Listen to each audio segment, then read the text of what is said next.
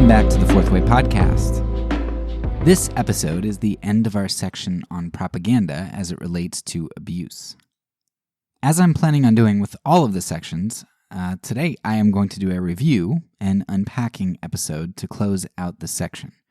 But please don't hear me saying that this is just a pure review of what we've discussed so far. Not at all, I hope. My hope is that this episode will be worth your while because I'm going to give you some great resources and topics to pursue, which I didn't have time to discuss in the section, or I just didn't think it really fit within the flow of things. So let's start off by talking about some of the most influential books that I read in relation to abuse for this section. And it's important to note that none of these books actually had to do with propaganda and abuse.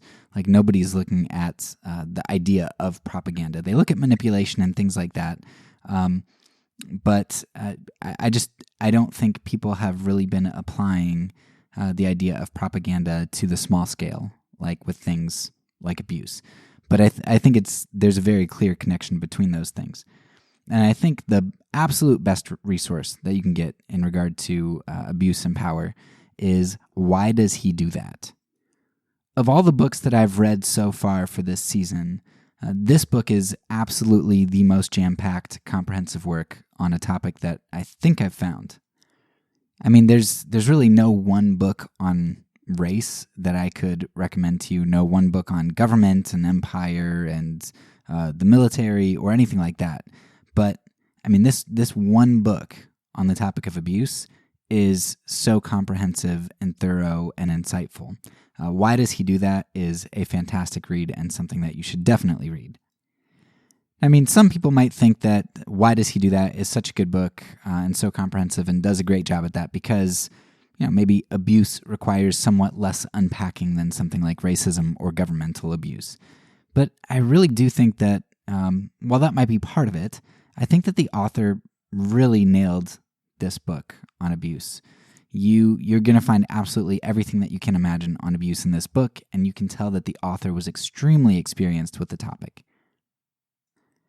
And it's actually because his book was so good that I really didn't read a ton of resources on abuse. Of course, it is a smaller scale sort of thing than something like racism or the government, but also it's just this book does such a good job that I didn't feel the need to research much further. I mean, I would love to. There are lots of other books on my list, and I did read a handful of things on abuse because I think it is important to fill out your view there. But again, I've said it a million times. This book is so good that I think it gave me a good education without having to do as much legwork as I did for other sections of the season. Another great resource, which was recommended to me over and over and over again, is the work of Chris Moles. Now, while I didn't end up reading any of his books, I did see some of his videos and looked at some of his stuff online, and I think that Moles is a really good resource, especially for Christians, because he has a background in dealing with abuse, particularly in the context of the church. Now, beyond the general issue of abuse, there are a number of works out there which explore specific abuse conspiracies and scandals. So Catch and Kill is probably the most famous book dealing with the infamous Harvey Weinstein case. There's The Godfathers of Sex Abuse, which isn't, I don't think it's that popular of a book, but it kind of goes into the details on Jeffrey Epstein, and it was an interesting read and avoided getting super conspiratorial. But there were lots of interesting pieces of evidence in there that you can follow up on, and just I think the thing that stands out, particularly in that book with Epstein, but also in the Weinstein case and the more thorough book Catch and Kill, is just these details about how abuse is able to continue and how it's fostered by power, money, and influence, and how these people avoid consequences. So there's a whole lot in there that's going to help you understand how these people get away with it. So those are two resources that I'd recommend. Obviously, this section was about abusers and how they wield propaganda, but while I think it's important to look directly at cases of abuse, I think it's also important to understand the ideology which underlies abuse and makes it possible. How can abusers abuse, and how can they get away with it in plain sight? One book I'd recommend in helping to see this is entitled Invisible Women. While if you listen to the first review episode I did for propaganda in general, I did a lot of the groundwork types of things, the ideological, philosophical readings first, right? So like Ellul's propaganda and setting the stage, or how do we think, how does cognition work, how does that kind of stuff. I read a lot of those books first to get an understanding of knowledge and perception, and then I kind of started to dig into specifics of propaganda and abuse, propaganda and racism, propaganda in the government. Here, in the case of abuse, I actually think it's good. You could do it that way, but I think it's good to have a framework for what abuse looks like. Just because I think abuse in particular is often misconstrued. We have these faulty ideas of what it is and isn't, and so I think seeing it in action and really starting to understand abuse might actually be helpful before you understand why, like where our perception goes wrong.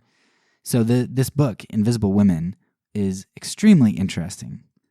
The book isn't about abuse in particular, but I think it shows how our cognitive and perceptual blindness can lend itself to abusive tendencies or to abuse going unnoticed.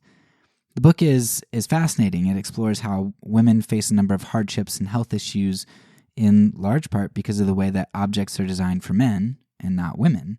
All sorts of objects and city planning and whatnot. There's so much in the book, and so much that I just had no clue to even think about. And so it's not this malicious sort of, hey, we're out to make the world harmful for women or not good for women. It's just, it shows you that perceptual or cognitive blindness and how that can lead towards injustices, disparities, whatever you want to call them. Sometimes one or the other or both. And when you understand that, when you understand some of that faulty thinking and how we don't see women in our society, in our world, then that's going to help you to understand how we don't see women in regard to abuse and how we can misconstrue their testimonies or the cases that they bring before us. Now, for those with a Christian background, there are a number of books that I would strongly recommend, which I think help to paint a picture of how abuse develops and is fostered, particularly in Christian thought. So I'd recommend starting off with the book Valiant or Virtuous. Again, this isn't a book which is at all about abuse, but it does show how ideological bents shape language and how language can then shape our perception. It's this vicious cycle, right? You choose the language because of a particular ideology, but then as that language perpetuates throughout a belief system or a society, a culture, then that actually shapes an ideology. And so you've got this mutually reinforcing cycle that is very vicious. So the author of Valiant or Virtuous shows a number of cases where words related to women in the Bible are significantly altered or applied with a double standard, or rendered with different connotations, and it makes the meaning or image very different than when those same terms are applied to a man. And I think the author does a really, really good job of showing, there might be some words which, yeah, of course you'd apply it differently in different situations. But I think the author chooses her examples very, very well and makes a very strong case for how ideology shapes biblical interpretation in regard to women. So Valiant or Virtuous is a good warm-up text. It's a good foundation to have. And then you can move on to other great books like The Great Sex Rescue, which is going to take a look at how women are because of particularly conservative Christian views on women, whether that's patriarchal or complementarian, especially the more conservative end of the complementarian spectrum, it has a significant impact on women in regard to marriage, relationships, and sex. And that can be extremely problematic. And so the Great Sex Rescue is fantastic. And then the Headship of Men and the Abuse of Women is something that was recommended by Dr. William Witt in this season. And that's going to get into, he takes a look at complementarianism in particular and says, okay, where do patriarchal or complementarian views lead? Like, do they lead to more abuse or not? Because you would expect a right ideology to lead to safety, to lead to goodness. And so this is an idea. This is not consequentialism. So it's not saying something is right because it's good, but it's rather saying, hey, look, if God created the world to be good, to work a certain way, then you would think that by doing the good thing, there would be a tendency for it to work out better, to create better environments, to create better people, whatever. If you're following God's commandments, then it should lead to flourishing, right? That's an idea. I don't know how to pronounce it. I've read it a million times, like eudemonism, something like that. It's this idea that the good works. Because if God created the world good and he knew what he was doing, then what is good should function properly, should flourish, should create shalom. So in the book, The Headship of Men and the Abuse of Women, the author takes a look and says, okay, do patriarchal or complementarian beliefs create shalom between genders? Does it create and foster more abuse? Now, this book is a good jumping off point to take a look at the issue, but it's a pretty short read, and you definitely have to look at a lot more studies and do a lot more legwork there. But it's a good introduction to this idea. Now, I do want to pause at this point for all of my Christian listeners and emphasize that I am not at all taking a position here on the issue of complementarianism, patriarchy, egalitarianism, any of that kind of stuff. It is possible that God created a world in which each gender has particular roles that he wants them to fulfill. And if that's the case, we ought to fulfill those roles, whether we understand why or not. However, I think that what the book, The Headship of Men and the Abuse of Women, argues well is that if a position like complementarianism is right, it seems that it tends to lead to some very dark places in regard to abuse. At the least, this just means that if one adheres to complementarianism, they ought to be on the lookout for how this theological view can be hijacked to lead to abuse or to overlooking abuse. I hear conservative Christians talking all the time about how certain theological positions lead to liberalism, communism, Marxism, whatever. But it's important for these same Christians to note that the slope is slippery on both sides, right? Perhaps egalitarians tend to slide more towards theologically liberal views, but I'm not convinced that sliding back the other way towards abuse and controlling power dynamics is functionally worse. Do you think a slave would have seen Jesus more in a conservative Christian slave master or in a Unitarian abolitionist who's liberal? Do you think Jesus can be seen more in an egalitarian liberal who doesn't beat his wife or foster abuse, or a complementarian abuser? Orthopraxy, right action, in my opinion, gets the short end of the stick in modern evangelical circles. So again, I'm not at all trying to argue for a theological orthodoxy here of complementarianism, egalitarianism. I try to keep that out of the season. We talk about it and broach some of the tendencies and cautions, but I'm not taking a position. The fact that something good can be wielded terribly doesn't necessarily prove that an idea is wrong. Misuse doesn't necessarily prove untruth. So for example, Christians believe that grace is vital to the Christian life. Yet people can corrupt the idea of grace and turn it into licentiousness, right? Do whatever you want and just ask for forgiveness later. Now that can lead to some really terrible lifestyles and damage to relationships to an individual. But likewise, a focus on works, which is a necessary truth of the Christian religion, that we should do good works, right? Jesus says it all the time. If you don't abide in him, thrown into the fire. He who keeps my commandments, right, is the one who loves me. The one who builds his house on a rock isn't the one who just has faith in Jesus. Jesus says, he who hears and obeys my commandment is the one who is building his house on the rock, right? be perfect as your Father in heaven is perfect. Jesus talks a whole lot about works, and they are a part of the Christian faith. There needs to be fruit. If there's no fruit of the Spirit, then there's probably no Spirit in you. However, this focus on works, if you focus so much on works to the exclusion of grace, then it's going to lead to pride, to despising and dehumanizing others who you don't think are as good as you, and to systems of meritocracy. It leads to a graceless, dark, cold place. So both grace and works are true, and both are wonderful, yet each can be wielded in a corrupt and abusive manner, despite their being true.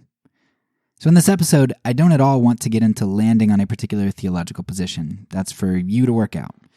But I do want to help complementarians and patriarchists to see the huge pitfalls that these theologies can lead to. Sure, egalitarians have their own pitfalls. I completely agree and understand that. But because we're talking about abuse, and that's one of the blind spots of more patriarchal or complementarian viewpoints, theological views, then I think it's necessary to talk about this here. So again, all I'm simply saying is that we need to be careful about our orthopraxy going askew, and therefore we ought to be cognizant of where certain theological views tend to lead us. Finally, let me leave you with a few other resources that I haven't gotten to yet, but which might be worth your time. You should definitely look more into the Weinstein, Epstein, and Nasser cases, which we mentioned throughout the season, but also check out more about Ravi Zacharias as well as the Catholic abuse scandal, which the Catholic abuse scandal I didn't touch on at all, but it was big. I didn't touch on it in part because it was, even though it was individual priests, it got into bigger institutional cover-up sorts of things. So I wanted to kind of keep this on the small scale, but you could definitely fit the Catholic abuse scandal in here as a way that propaganda was wielded in regard to abuse. There's also a documentary out there entitled Abducted in Plain Sight, which was turned into a movie called A Friend of the Family, which is the story of how an abuser manipulated a whole family over a period of, I want to say decades, but I don't know exactly. But it looked fascinating, but horrible. So you can watch the trailers to the documentary or to the movie if you'd like. Hopefully you found this episode informative and interesting. Again, these episodes really are just scratching the surface of all of the legwork that I've done to put these things together. So if you want a deeper look, maybe not quite as much on abuse, because like I said, I didn't read a ton on it, but go check out my Goodreads reading list as well, and you can see the books that I've gone through for these kinds of things. So in just a few days, a week, something like that, we will be moving on to our next section, which will be about propaganda in regards to race. I hope you'll come back and join us for that. That's all for now. So peace, and because I'm a pacifist, when I say it, I mean it.